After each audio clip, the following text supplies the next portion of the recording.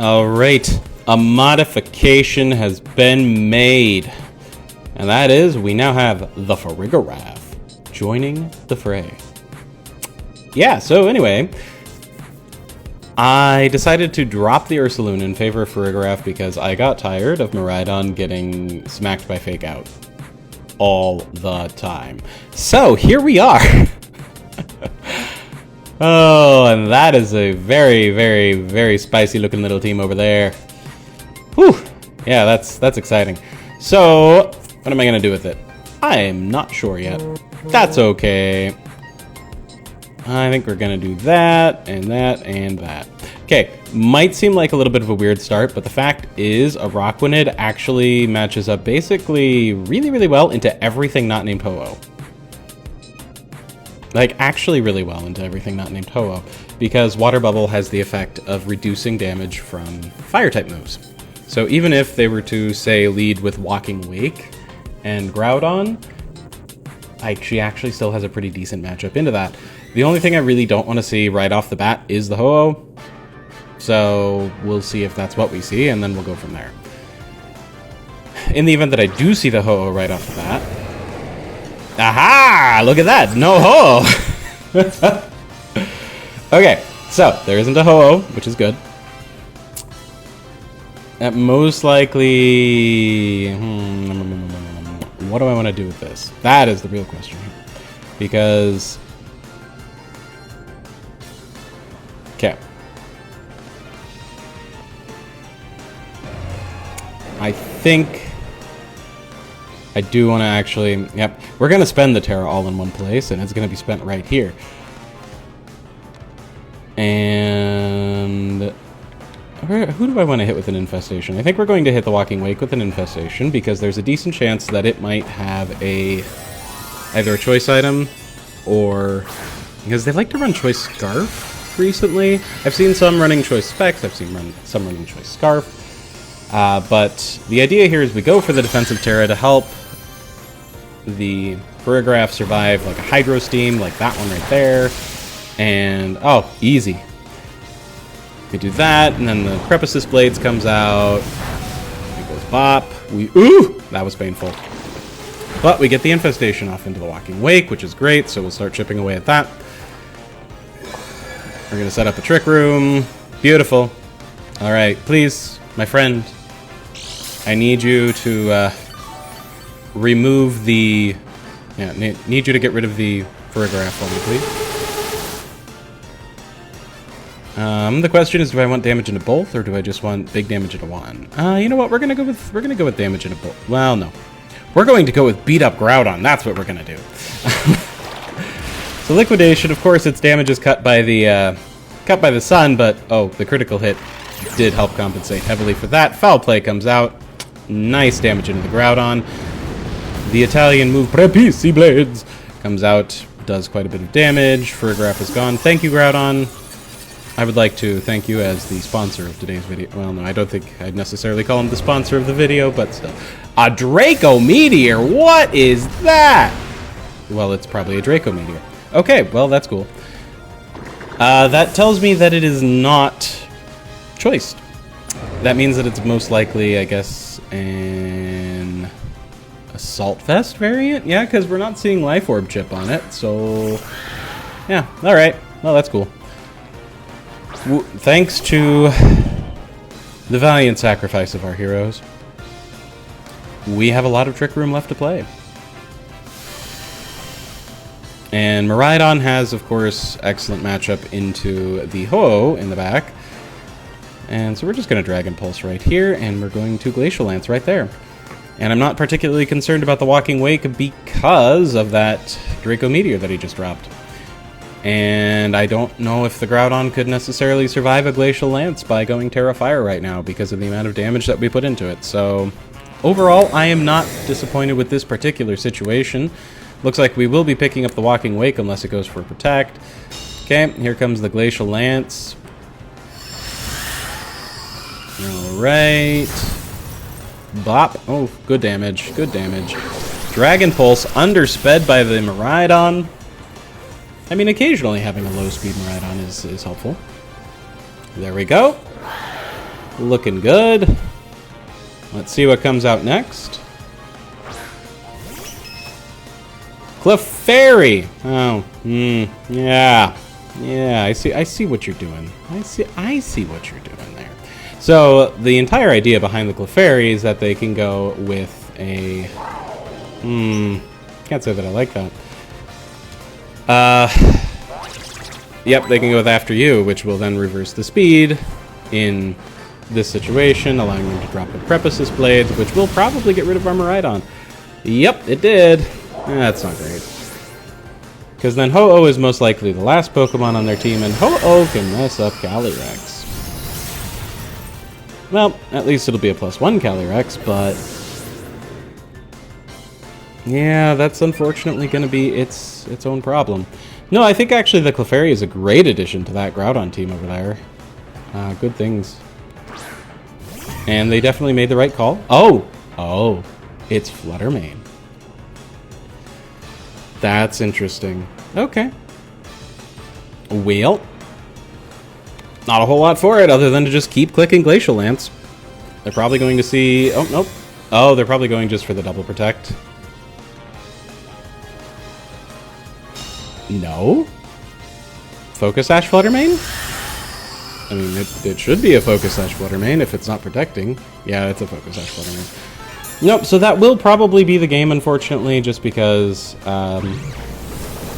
Shadow Ball is super effective. It'll do a lot of damage. Cali will most likely survive it, but the speed orders are going to be reversed going into the next turn, or they have After You.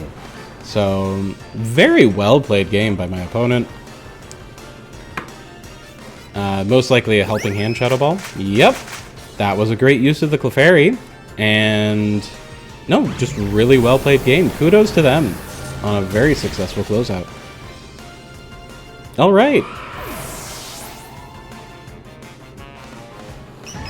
Very nicely done.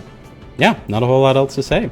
Thank you very much, my opponent, for the game. Groudon actually did quite well, just in general. No, that was a really good game.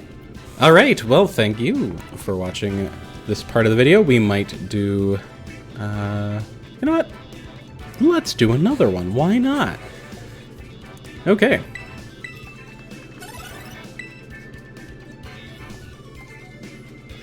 All right. So, the Farigiraf does a couple of things for the team that I am liking so far.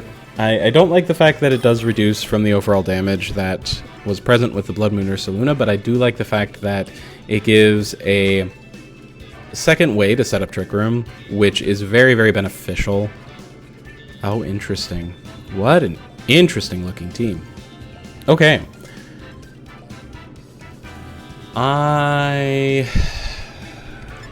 Fascinating.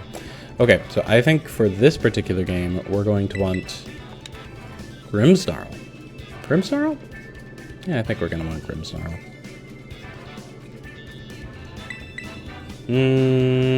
Or am I going to want Grimmsnarl?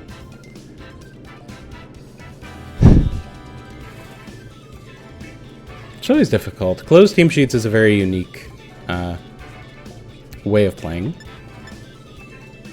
Just because you can't see everything that you could see in an open team sheet, so you do just have a little bit of guessing, a little bit of guesswork that has to take place in the course of a given game. But I think we want our good friend. Or do we?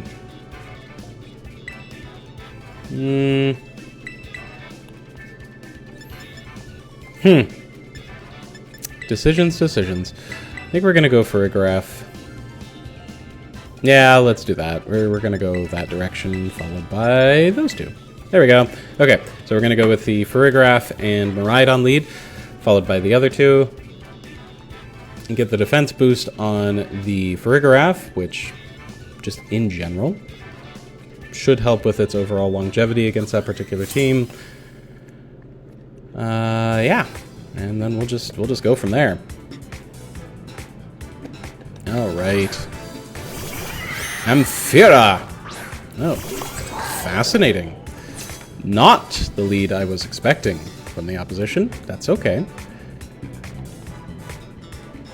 Not the lead I was expecting at all. So, Salazzle is quite fast. So there's a high possibility that... so it's quite fast, but also very delicate. So I feel like there's a very decent chance that we're going to see a... we're going to see it carrying a Focus Sash. What do I want to do? There's that part of me that just really wants to hit Parabolic Charge. But we're not going to. Instead, we're just going to double into the Calyrex, see if we can get him off the field. I'm curious what the Salazzle is going to do, because there are a variety of different things that it is capable of. I'm also pretty sure that they brought it to help deal with Calyrex, rather than necessarily to deal with Miraidon, but you never know. Like, it's one of those situations where you run into a Pokemon that you're like, I was not expecting to see you here today. And you're just not sure where to go with that. So, anyway, Will-O-Wisp. Okay. But yes, do notice that the Salazzle actually outran my Farigiraf. But here comes our Terra Electric Electrodrift going into the Calyrex. It's not just gonna I don't think it'll one-shot him, but he is gonna feel it.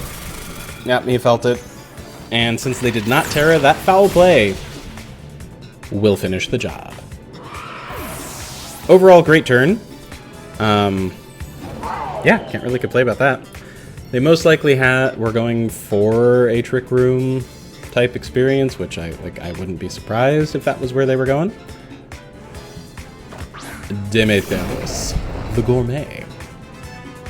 Alright, and now that he is out here, it is time for me to set a Trick Room. And switch into Araquanid, because Araquanid has a great matchup into both of those guys.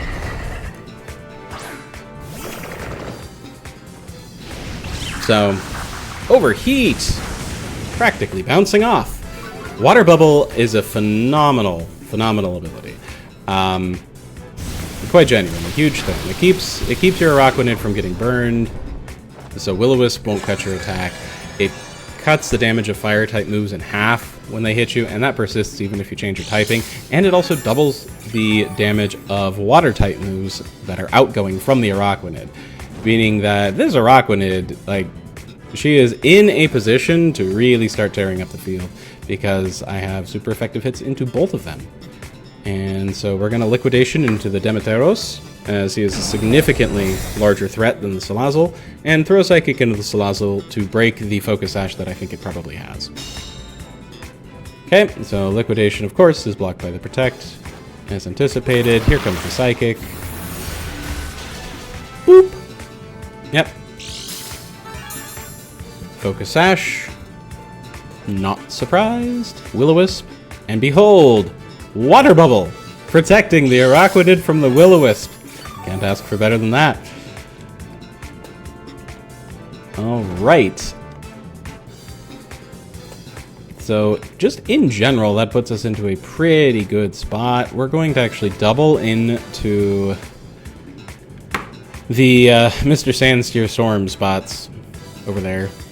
Landorus, there we go. We're going to double into the Landorus slot, because Araquanid will move first. If they don't Terra, we're going to pick up the KO, because we know where the Focus Sash is. Poof, there we go. And then the Psychic will just get redirected into the Salazzle, which should mean everyone against Miraidon. Okay, so there is Psychic. Very good. Alright, so we're currently 4-1. And the real question becomes, what kind of Miraidon are they carrying? Because if they're carrying the Terra Fairy Choice Specs variant, and they lock into Dazzling Gleam, then yep, we're in a great spot. If they are not carrying that version and instead lock into something else, our Assault Vest Miraidon is probably gonna, go a long way. So we're going to Protect, because I very much wish to preserve the Araquanid.